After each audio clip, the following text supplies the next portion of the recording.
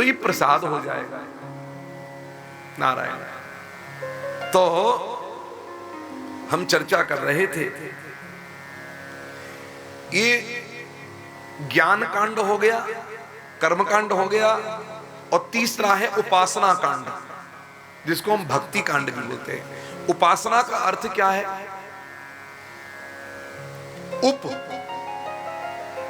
उप माने पास में, उप आसना, उपासना जो आपको भगवान के निकट ले जाए, भगवान के पास ले जाए। जैसे प्रधानमंत्री और उप प्रधानमंत्री हो, या राष्ट्रपति और उपराष्ट्रपति हो, या मुख्यमंत्री या उप मुख्यमंत्री हो, तो मुख्यमंत्री और उप मुख्यमंत्री यानी कि मुख्यमंत्री के जो बिल्कुल पास में है वो उप मुख्यमंत्री।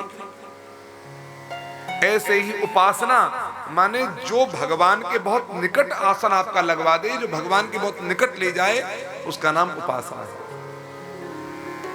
तो 3 कांड जो हैं वेद में, तो वेद के कुल 1 लाख मंत्रों में से उपासना कांड में 16,000 मंत्र हैं। बाकी के जो 84,000 मंत्र हैं वो ज्ञान कांड मंत्रों में आते हैं। तो 16,000 जो उपासना कांड के मंत्र हैं, ये 16,000 उपासना कांड के मंत्र भगवान की पटरानी बने। और 108 उपनिषद, उपनिषदों की संख्या है 108, और 108 उपनिषद जो हैं ये भी भगवान की पटरानी बनकर के आए हैं। तो 16,108 वेद के मंत्र उपासना कांड के, और उपनिषद, ये सब के सब भगवान की पटरानी के रूप में 16,108 पटरानी होती है। स्पष्ट हो गया आध्यात्मिक अर्थ। अब इसलिए भगवान की लीला में कभी भी कोई प्रकार का संदेह नहीं करें। क्या एक ही मुहूर्त में अपना क्लोन बनाकर इतने सारे विवाह कोई मनुष्य कोई कर सकता है?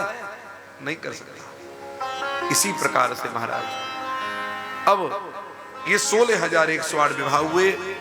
उसके बाद में रुक्मणी जी के साथ भगवान ने थोड़ा सा परिहास किया, हास परिहास। पति पत्नी में थोड़ी बहुत हास परिहास में नोक झोंक हो जाए, चल जाना चाहिए। रूखा रूखा सा रहे, खाए पिए बैठे, छेड़छाड़ का मतलब क्या? पति पत्नी में थोड़ा बहुत हंसी मजाक कर लेना चाहिए। तो एक बार भगवान श्री कृष्ण ने रुक्मणी से कहा, रुक्मणी देवी एक बात कहें। बोले कहिए स्वामी।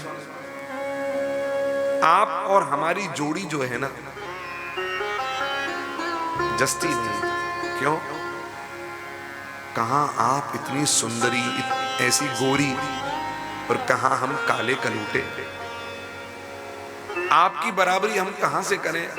हाँ, आपने हमें पत्र लिख करके भेजा था, तब जब शिशुपाल से आपके भाई ने विवाह पक्का कर दिया था, तो आप शिशुपाल से ब्याह नहीं करना चाहती थी। आपने सोचा कि हम रक्षक बन जाएंगे, हम आ गए रक्षक बन करके। लेकिन अब शिशुपाल का कोई भय नहीं है, अब आप मुक्त हैं। हमने डिवोर्स पेपर पर साइन कर दिए, आप जिससे चाहे विवाह कर सकती हैं, स्वतंत्र हैं। हम तो इतने डरपोक हैं कि समुद्र से महाराज 48 कोस भूमि लेकर के छिप करके रह रहे हैं यहाँ पर, इतने डरपोक हैं।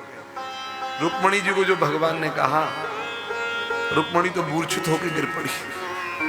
जो गिरी तो भगवान ने तुरंत महाराज पीतांबर लेकर हवा करी, पानी के छींटे मारे, रुक्मणी को होश आता है। भगवान ने कहा, रुक्मणी मैं तो मजाक कर रहा था। रुक्मणी बोली, आज तो कर दिया है, आज के बाद दोबारा न करना, नहीं तो जीवन में रुक्मणी कभी मिलेगी नहीं, आपको याद रखना। आपने प्रभु कहा आप छिप करके रहते हो, सही है। कहां छिप कर रहते हो? आपको संसार में कोई चैन से रहने देता नहीं है, इसलिए आप भक्तों के हृदय में छिप करके सदा रहा करते हो। ये समुद्र कुछ और नहीं, भक्तों का हृदय। आपने कही कि आप काले हैं, मैं गोरी हूं, मैं सुंदर हूं, आप सुंदर नहीं। तो मैं आपको एक बात कहूं, विधाता ने आपको जैसा बनाया वैसा बहुत अच्छा बनाया। क्यों? एक तो आपको काला बनाया और छोरा बनाया, तब तो 16,108 है। और कहीं आपको गोरा बना देते और छोरी बना देते तो महाराज भारत पाकिस्तान का युद्ध कश्मीर के मुद्दे को छोड़कर आपके मुद्दे को लेकर के हो जाता है इस समय। श्याम लला, श्याम लला, तुम जो होते लली, श्याम लला, तुम जो होते लली, तो गले कट जाते करुणन के। हाँ श्याम लला, तुम जो होते लली। हे श्याम, यदि आप लली होते तो करुणों के गले कट जाते।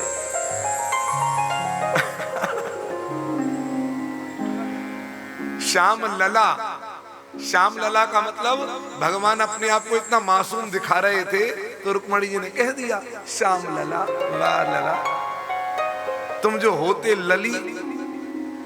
और एक बात और है, मैं निवेदन करूं आपसे, देखिए आज बॉलीवुड या जितनी ये बनती हैं मूवीज में निवेदन और सीरियल्स बनते हैं, इनको हमारे शास्त्रों के शास्त्र का श नहीं पता कोर का, और बना रहे हैं, और उससे हो रही है जनता भ्रमित। ध्यान दीजिएगा बात पर। ये एनलाइटनमेंट कैरेक्टर्स को भी और स्क्रिप्चर्स को भी एंटरटेनमेंट की तरह से प्रस्तुत करते हैं, क्योंकि इनको तो अपना सीरियल चलाना है, इनको अपनी मूवी चलानी है। और हम हिंदू इतने सहिष्णु हैं जो हो गया ठीक है। आपको निवेदन करूं, ये बात हमने संभवतः आगरा में भी कही थी और अब फिर कह रहे हैं। भगवान श्री राम हो चाहे भगवान कृष्ण हो, ये चाहे कितने भी हजार वर्ष इस धरती पर रहकर लीला कर लें, लेकिन इनकी अवस्था जो है वो 16 वर्ष से अधिक कभी नहीं होती। यानी कि 16 वर्ष की अवस्था का जो देह होता है, जो शरीर होता है, उसी तरह की अवस्था का देह इनका 11,000 वर्ष में भी रहता है, 100 वर्ष में भी रहता है। भाव, भगवान के दाढ़ी मूछ नहीं आते।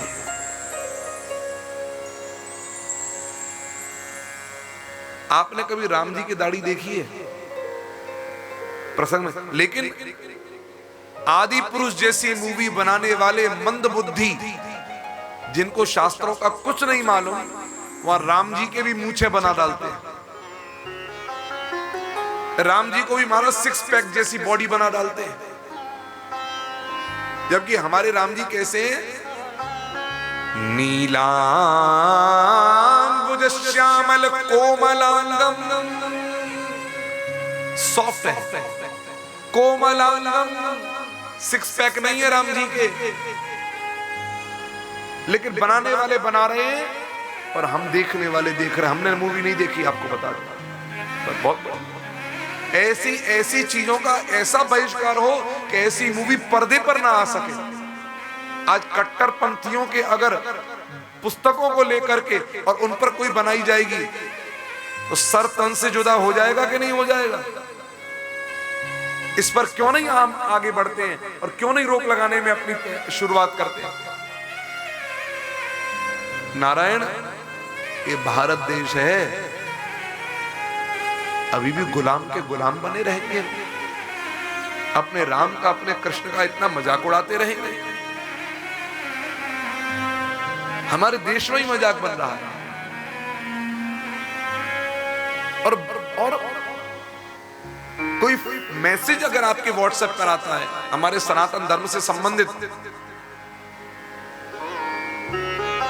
हम बिना तथ्यों को जाने उसको फॉरवर्ड और कर देते हैं। हम सबके व्हाट्सएप पर एक मैसेज आया होगा 33 कोटि देवी देवताओं का, कि 33 कोटि देवी देवताओं का रहस्य अब रहस्य नहीं रहा। 33 कोटि, कोटि का अर्थ प्रकार है, करोड़ नहीं। और फिर 33 प्रकार के संख्या गणना करके कैलकुलेशन करके और दिखा दिया, दिस इज 33 प्रकार के। और लोगों ने फॉरवर्ड भी किया उसको, लेकिन ये तथ्य सही नहीं है। वहां 33 कोटि, कोटि का अर्थ वहां पर करोड़ और अनंत में लिया जाएगा, याद रखिएगा, करोड़ और अनंत में लिया जाएगा। कैसे? एक बात बताओ, हमारे यहां पर 49 संख्या तो मरुदगणों की है, 64 संख्या तो योगिनियों की है, 64 योगिनियां। अगर हम 33 प्रकार ले जाएंगे तो 64 योगिनियां कहां जाएंगी, 49 मरुदगण कहां जाएंगे? हमारे यहां कहते हैं मरुतो देवता वातो देवता, कहां जाएंगे मरुद देवता? फिर आप समझ रहे बात को? हम सूर्य 12 ले लेते हैं, हम देवियां 9 ले लेते हैं, रुद्र 11 ले लेते हैं। ये सब कैलकुलेशंस करने पर हम 33 निकाल लेते हैं। तो 33 कोटि का मतलब हम प्रकार कर दें? हिंदुओं, सनातनियों, हिंदुस्तानियों, भ्रमित मत हो, अपने शास्त्रों का भी अवलोकन करके देखो कि शास्त्र क्या कहते हैं। याज्ञवल्क्य ऋषि वो कहते हैं अनंतो वै देवा, देवता अनंत है, अनंत की संख्या में जाएगा। अभी हमारे पास में इतना एक्सप्लेन करने का समय नहीं है, क्योंकि भागवत की एक तटों की मर्यादा है, हमें मंजिल तक पहुंचना है। लेकिन कभी इस तरह के क्वेश्चंस आवे, हम वैदिक यात्रा परिवार सदा इस तरह के उत्तरों को देने को तैयार है। यदि सामने जिज्ञासु बैठे हुए हैं तो हम उत्तर देने को तैयार हैं, प्रमाण के साथ, हर चीज का और तथ्यों के साथ। हमारा धर्म ग्रंथ पूर्ण रूप से वैज्ञानिक है, अवैज्ञानिक नहीं है। हमारे यहां तिथियों का भी महत्व है, हमारे यहां मंत्रों का भी महत्व है, हमारे यहां ग्रंथों का भी महत्व है।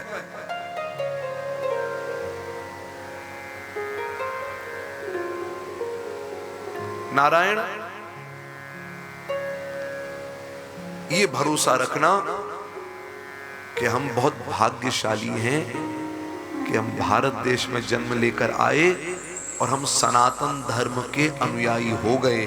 ये हम सबका सौभाग्य है, बहुत बड़ा सौभाग्य।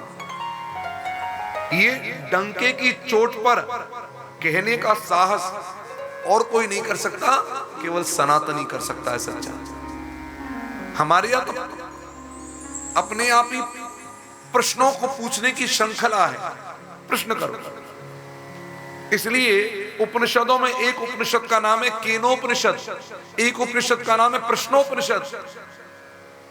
हमारे यहां प्रश्न करने के लिए उपनिषद है, करो प्रश्न। क्यों? जिसका सोना खरा होता है ना, और 4 सोने के टुकड़े हैं, वो चारों को फेंक देगा और कहेगा इनमें से किसी को भी जांच सकते हो। हमारा कोई खोटा नहीं है, जिसको चाहो परीक्षा ले लो। नारायण,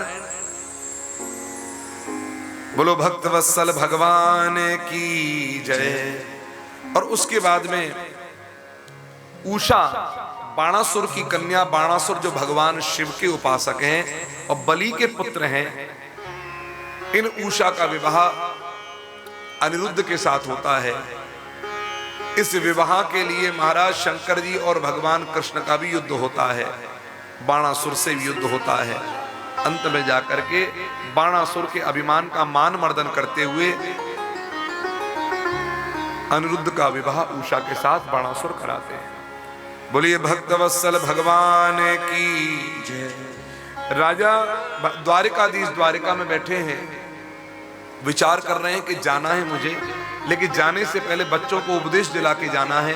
तो राजा नृग के द्वारा बच्चों को उपदेश दिलाया कि भूल करके भी हमसे कभी किसी का अपमान ना हो, और विशेष रूप से ब्राह्मण का हम तिरस्कार भूल करके भी न कर बैठे।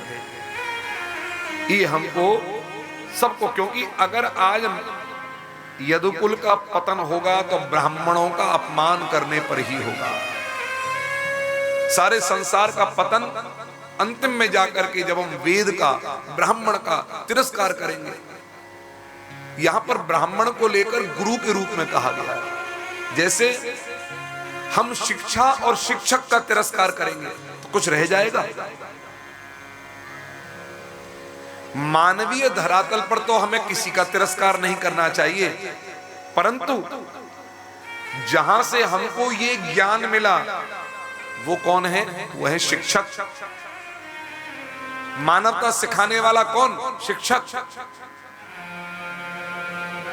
धर्म की बात बताने वाला कौन? गुरु, शिक्षक।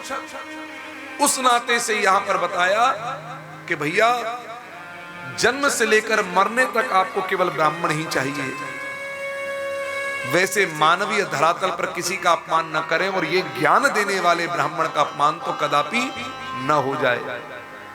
नारायण। और उसके बाद में बलराम जी गोकुल में गए हैं और गोकुल में जाकर के उन्होंने विहार किया। यहां पर बलराम जी ने वारुणी पान करी। वारुणी, अब वारुणी को कई लोग मदिरा कहते हैं, वारुणी मदिरा भी है, और वारुणी जो है वो वरुण देवता की कन्या भी है जिसका विवाह बलराम जी से हुआ है। तो अब हम निवेदन एक करें आपसे, क्या बलराम जी मदिरा पीते हैं? तो हम दोनों तथ्यों से बात करेंगे, दोनों तथ्यों से। पहली बात तो हम कहें अगर बलराम जी मदिरा पान करते हैं तो इसको किस दृष्टि से देखा जाएगा? तो उसका ये केवल इंटरप्रिटेशन की बात नहीं है कि आप अपने अपने तरीके से तर्क दे रहे हैं ना। हम तो वकील अपने आप को कहते हैं सनातन धर्म का, लेकिन हम इसके मूल तथ्यों पर बात कर रहे हैं। बलराम जी हैं कौन? किसका अवतार है? शेष का। ठीक। हमारे यहां 3 गुण है प्रकृति के, सतोगुण, रजोगुण, तमोगुण। तो जो तमोगुणी और रजोगुणी होगा वो वैसे ही आहार का सेवन भी करेगा। करेगा नहीं करेगा? तो ये अवतार है तमोगुण और रजोगुण का मिश्रण। इसलिए इनका वारुणी पान कर लेना बड़े आश्चर्य की बात नहीं है। ठीक, क्योंकि ये उसी गुण को लेकर के आए हैं। जैसे हमारे यहां कई देवियां हैं, काली को कैसा भोग लगता है और जैसा काली को भोग लगता है, क्या वैसा ही भोग लक्ष्मी को भी लगता है? पार्वती को लगता है? नहीं ना। क्यों? किस गुण को अपने अंदर संधान करके उनका अवतार हुआ है, वो महत्वपूर्ण बात है। आप समझ पा रहे हैं थोड़ा सा? अब हम बात करते हैं एकदम मानवीय धरातल की। तो हम कहते हैं कि बलराम जी ने मदिरा नहीं पी है। वरुण देवता की कन्या वारुणी से बलराम जी का विवाह हुआ और स्वपत्नी भोग व्यभिचार नहीं होता है।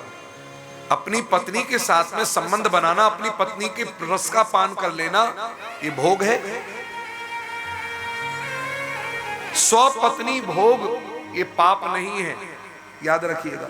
और हमारे पास में दोनों तथ्यों के प्रमाण हैं। हम तो सूत्र दे रहे हैं केवल, सारी चीजों के प्रमाण श्लोकों के साथ साथ। बोलिए भक्त वत्सल भगवान की जय। और यहां पर यमुना जो है उसका आकर्षण बलराम जी ने हल से किया है। आज भी वो यमुना वहां से उल्टी बह रही है तिरछी होकर। और जिस जगह पर बलराम जी ने यमुना को खींचा है अपने हल से, उस जगह का नाम है गांव का ऐचा गांव। ऐचा। हमारे ब्रज में बोले खेचेगो, बोले ना ऐचोंगो। खा की जगह पर ऐसे उच्चारण करते हैं, तो वो खींचने वाला गांव ऐचा गांव पड़ गया। आज भी ब्रज 84 को उस मंडल में वो गांव है और यमुना आपको उल्टी बहते हुए दिखाई देगी वहां पर आज। और उसके बाद में महाराज एक राजा हुआ जिसका नाम पौंड्रक था। ये नकली वासुदेव बन गया, भगवान बन गया। भगवान कैसे बना इसकी प्रशंसा लोगों ने कर दी। अंत में जाकर के महाराज भगवान को इसने चुनौती दे डाली असली को तो कहे कि तुम नकली हो, और खुद नकली होकर कहे मैं असली हूं। युद्ध हो गया। अंत में भगवान ने पौंड्रक का भी वध किया, और भगवान के चक्र ने काशीराज का भी वध किया, जो पौंड्रक का सहायक बना। और अंत में जाकर के जब काशीराज के पुत्र को पता लगा मेरे पिता को कृष्ण ने मार दिया, तो महाराज कृत्या राक्षसी मारण प्रयोग भगवान पर किया, और भगवान ने महाराज भगवान के चक्र ने कृत्या भी मारी और काशी सुदक्षिण भी मारा, और काशी नगरी को जला करके समाप्त कर दिया। तब भगवान शिव की प्रार्थना पर पुनः काशी नगरी का निर्माण हुआ। बोलिए भक्तवत्सल भगवान की जय। बलराम जी महाराज उनके द्वारा एक दुष्ट वानर था द्विविध, इसका ब्रज में वध हुआ है। ये कौन वानर है? सुग्रीव जी की सेना में, सुग्रीव की सेना में ऐसा दुष्ट वानर था, इसको निकाल दिया गया था। ये चरित्रहीन था और आतताई था, नुकसान पहुंचाता था, मारता था, तब इसको निकाल दिया गया। यही द्विविध वानर जो है ये उत्पात कर रहा था ब्रज में, तब बलराम जी ने इसका वध किया है। बोली बलभद्र बलराम जी महाराज की जय। लक्ष्मण महाराज दुर्योधन की पुत्री का विवाह सांब के साथ हुआ, और दुर्योधन का मान मर्दन बलराम जी ने किया। वहां पर सांब को दुर्योधन ने बंदी बना लिया था। दुर्योधन की पुत्री सांब से प्रेम करती है, सांब दुर्योधन से प्रेम करता है। जब ले जाने लगा सांब, तो सेना ने घेर लिया, बंधक बना दिया। कहने लगा जैसा बाप वैसा बेटा। भगवान ने सेना लेकर के आक्रमण करने के लिए विचार किया, बलराम जी ने कहा मैं स्वयं जाता हूं। जब बलराम जी का भी अपमान किया, तो बलराम जी ने हल लेकर के हस्तिनापुर के शिखर पर लगाया, और जो खींचा है हस्तिनापुर टेढ़ा होने लगा। सबके सब बलराम की शरण आ गए। राम राम खिलाधार, हम आपके बल को नहीं जानते थे, क्षमा करें क्षमा करें। तब बलराम जी ने क्षमा किया, और दुर्योधन की पुत्री से सांब का विवाह हुआ। आज भी आप हस्तिनापुर को देखेंगे तो टेढ़ा है, आज भी। बोलिए भक्तवत्सल भगवान की जय। नारद जी ने भगवान का गृहस्थ देखा, और जरासंध की जेल में जो राजा बंद थे, 20,800 राजा जरासंध की जेल में, उन्होंने भगवान को प्रार्थना पत्र भी दिया। भीम के द्वारा जरासंध को मरवा करके पांडवों का राजसू यज्ञ भगवान ने संपन्न कराया, और इस राजसू यज्ञ में प्रथम पूज्य भगवान हुए। और इसमें प्रथम पूज्य भगवान होने से पहले भगवान का अपमान शिशुपाल ने किया, तब भगवान के चक्र से 100 गालियों के बाद में शिशुपाल की गर्दन अमनिया होती है, और जोत निकल करके भगवान के श्री चरणों में लीन हो जाती है। बोलिए भक्तवत्सल भगवान की जय। और उसके बाद में महाराज अंत में जाकर के शिशुपाल के सखा थे शाल व दंत्रवक्त्र विदुरथ, इन्होंने अपने मित्र की मृत्यु का प्रतिशोध लेने के लिए द्वारिका पर आक्रमण कर दिया, जब भगवान कृष्ण बलराम दोनों द्वारिका में नहीं थे। चोर हमला किया। भगवान को इंट्यूशन होने लगा कि लगता है द्वारिका में कुछ उत्पात हो रहा है। कृष्ण बलराम दोनों द्वारिका पहुंचे तो महासंग्राम छिड़ा हुआ था। वहां पर शिशुपाल के सभी मित्रों को समाप्त किया भगवान कृष्ण बलराम ने। और महाराज विदुर दंतवक्त्र जो है वो भी भगवान का पार्षद है, उसकी ज्योत निकली है, भगवान के श्री चरणों में लीन हो गई। बोलिए भक्तवत्सल भगवान की जय। महाराज बलराम जी महाराज तीर्थाटन करने के लिए जाते हैं, तो सीतापुर जिला में एक पवित्र तीर्थ है, नैमिषारण्य उसका नाम है। वहां पर सूत जी महाराज कथा कर रहे हैं, शौनक आदि ऋषि कथा सुन रहे हैं। सबने उठ करके बलराम जी को प्रणाम करी। सूत जी व्यासपीठ पर बैठे रहे। बलराम जी को क्रोध आता है कि मेरे आने पर भी प्रणाम नहीं करते, गर्दन काट दिया, मार दिया सूत। व्यास का वध कर दिया सूत पीठ। तो अब एक बात बताएं, सूत जी जब देख रहे हैं कि सब प्रणाम कर रहे हैं बलराम जी को, क्या सूत जी को उतर के प्रणाम नहीं करना चाहिए? सूत जी ने गलत किया कि नहीं किया?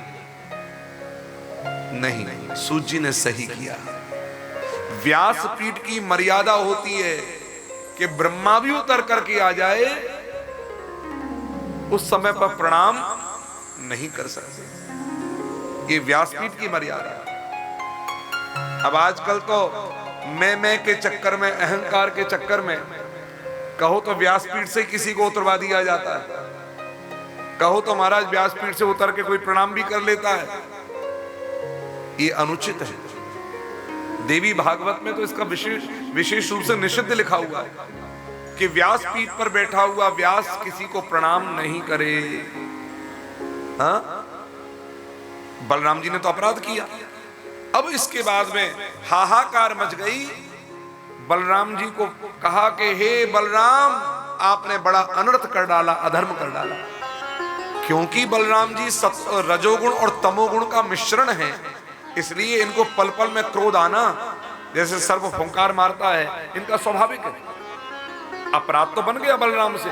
अब बलराम जी प्रायश्चित करते हैं। क्रोध में आया हुआ व्यक्ति कभी कुछ गलत कर जाता है, बाद में फिर रिग्रेट करता है कि मुझे ऐसा नहीं करना चाहिए। अच्छा बताइए, किन किन को होता है? ये नहीं होता, होता है ना। बलराम जी को भी यही हुआ, रिग्रेट होता है। अब बलराम जी क्या कहते हैं, मैं जीवित कर देता हूं इसको। ये बलराम है, स्वयं भगवान है, इसलिए सामर्थ्य भी इनके पास है कि मैं जीवित कर दूं। तब ऋषियों ने कहा नहीं नहीं, ये काम आप ना करें। क्यों? आपके हल से मरा है, आपका हल अमोघ है, और यदि आपने जीवित कर दिया तो लोग क्या कहेंगे? बलराम जी के हल से मरा हुआ भी जीवित हो जाता है। महाराज कोई बड़ी बात नहीं है, आपके हल की भी महिमा बचानी है। अब उसके लिए आपको एक कार्य करना है। क्या करें? आत्मा वही जायते पुत्र, पिता की आत्मा होता है पुत्र। तो इन सूत जी के पुत्र को गद्दी पर बैठा दे। क्रिया कर्म सब होकर के शुद्धि होने के बाद में सूत जी के पुत्र को गद्दी में बैठाया। अब निवेदन करते हैं, सूत नाम नहीं है, पद है। सूत भी पद है। इस सूत पद पर दो तरह के सूत हैं। ये सूत भी ब्राह्मण है। दो सूत हैं, एक जातिवाचक शब्द है सूत, और एक सूत ये है जो पदवाचक शब्द है। जातिवाचक शब्द जो है वो सूत कौन होते हैं? जो रथ हाँकने का काम करते हैं, जिनको अधीरथ बोलते हैं। एक अधीरथ सूत ने कर्ण का पालन किया था, इसलिए वो सूत पुत्र कर्ण कहलाए थे। और ये जो सूत हैं, ये अग्निकुंड से उत्पन्न हुए ब्राह्मण सूत हैं। ये पद है। इस पद पर कभी उग्रश्रवा बैठते हैं सूत, कभी रोमहर्षण बैठते हैं। इस प्रकार इस पद पर अनेक सूत विराजमान हुए हैं। स्पष्ट हो गया? विशेष रूप से हमने दो ये नाम सुने हैं, रोमहर्षण और उग्रश्रवा। एक पिता है, एक पुत्र है। तो इनके पुत्र को गद्दी पर बैठाया, लेकिन बलराम जी को मन में आत्म शांति नहीं हुई, आत्मग्लानि हो रही थी। तो कहा मैं तीर्थ यात्रा करने जाता हूं, मैं प्रायश्चित करना चाहता हूं। तो कहा फिर प्रायश्चित करना चाहते हो तो करें, लेकिन उससे पहले एक काम और कर दें। बोले क्या? हमारी कथा में एक दानव आकर के बाधा पहुंचाता है, उस दानव का नाम है बलवल। आप उसको समाप्त करके हमें निर्विघ्न सत्संग कर सकें, ऐसा वातावरण दे दीजिए। बलराम जी ने कहा सत्संग आरंभ करिए हमें।